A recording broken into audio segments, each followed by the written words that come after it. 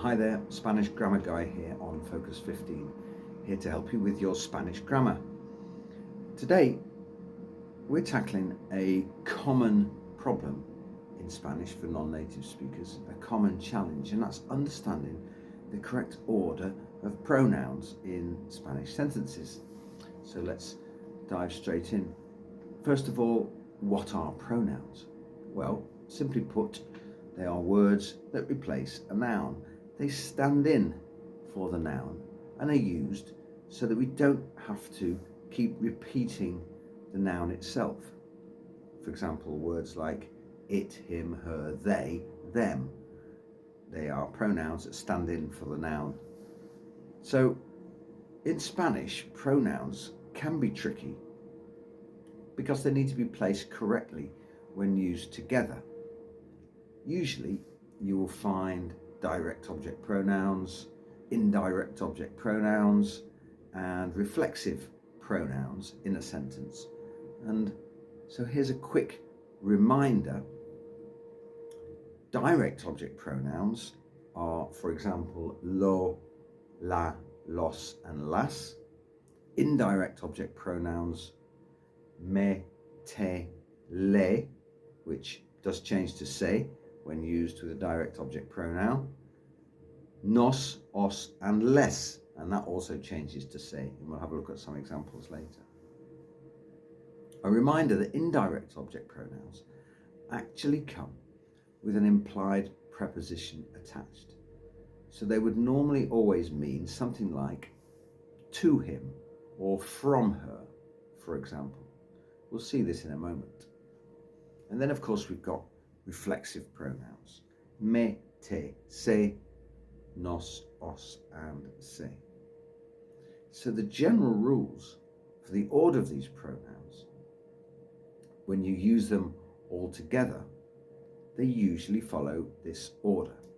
The reflexive pronoun first, the indirect object pronoun next, and then the direct object pronoun. And there's a handy way to remember this order is by thinking RID, R-I-D, reflexive, indirect, direct. But of course, it's best to see these with examples. So here we have an example with the indirect and direct object pronouns together to combine the two. So remember the RID order, reflexive, indirect, direct. If we want to say something like this, Juan da el libro a Maria, Juan gives the book to Maria, that's fine. But if you want to replace the nouns with pronouns and say Juan gives it to her, then we have to use the pronouns in this way. Juan se lo da, where se means to her and lo replaces el libro, becomes it. Now normally, le would be the pronoun for to him or to her, but when le comes before lo, la, los, or las, as it does here, we have to change the le to se. So it would always be celo, or cela, or celos, or celas, never lelo or lelas, for example. Let's have a look here at another example with reflexive and direct object pronouns. Quiero lavarme las manos. I want to wash my hands. Here we have the reflexive pronoun me. Literally, I want to wash myself the hands, is the literal translation of this sentence. But if you want to replace the noun manos with its pronoun las, it's plural and feminine, las manos, to say I want to wash them, then you would say quiero lavármelas. Or you could say me las quiero lavar. They mean the same thing, but in a different order. But note, for the pronouns, the reflexive pronoun comes first, and then the object pronoun. So here, the reflexive me is used before the direct object pronoun las. Let's have a look at this example with all three of the pronouns reflexive, indirect and direct object pronouns in the same sentence. Let's take this sentence here.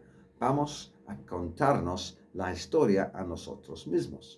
We're going to tell the story to ourselves. And now with the pronouns in place of the nouns, nos la vamos a contar or vamos a contárnosla.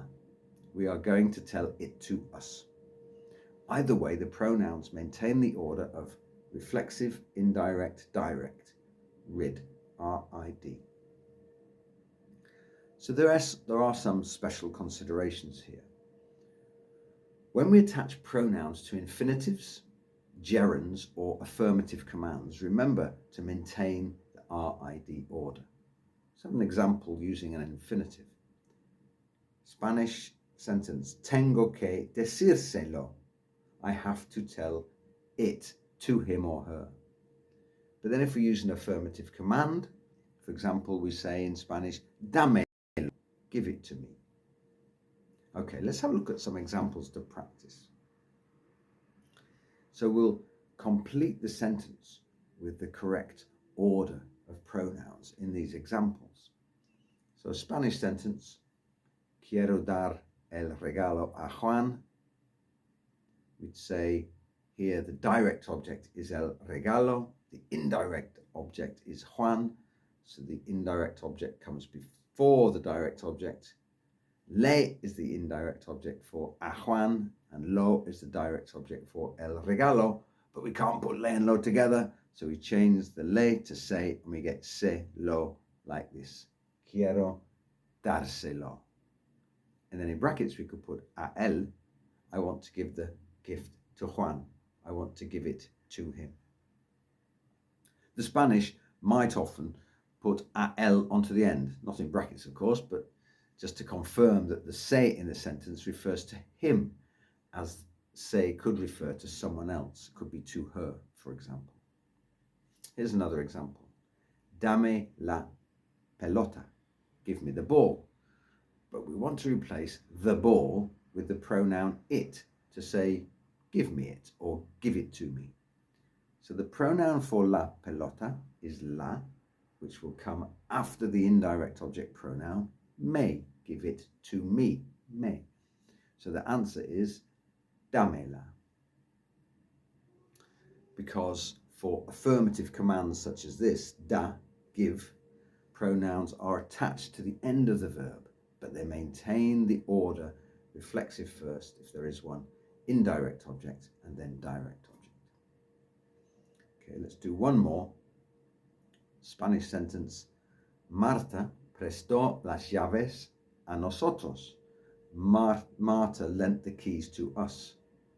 So how do we replace those pronouns? The answer would be Marta nos las prestó.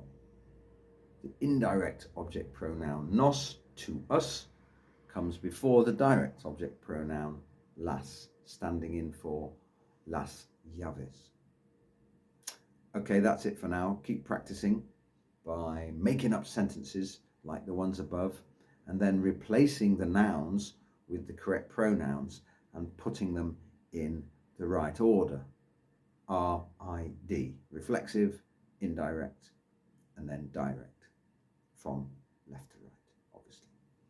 That's it for now. Please subscribe to Focus 15 with the Spanish Grammar Guy if you want more Spanish grammar tips. See you soon. Thanks for watching.